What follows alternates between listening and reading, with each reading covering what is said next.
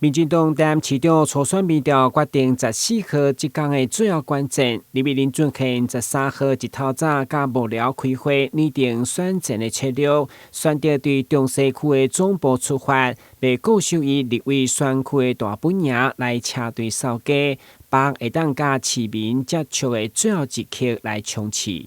確定是明天禮拜三晚上，台南要來做這次初選的正式的民調。那我們今天仍然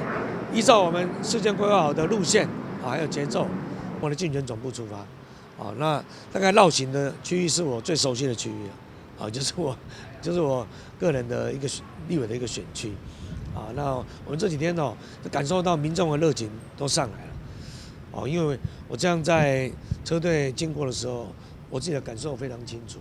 那個證明說現在的市民已經高度的關注焦點在於民進黨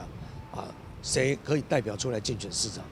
初選期間，經過所有團結大會師的作勢，立委林俊憲表示，伊深深感受選民的熱情，甲對這場初選的重要性。伊強調，一定要交予熱情的、相信任的人選。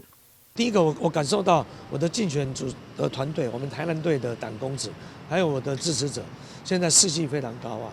尤其我們最後的幾場大造勢我想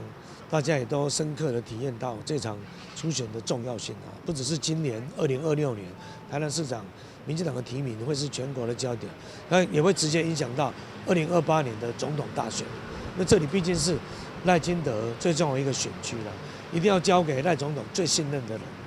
林俊憲拼市長初選到最後，就是等14號這天，在暗時6點到10點半進行民調，15號中晝進前得公布結果。台南新聞阮吉採訪報道。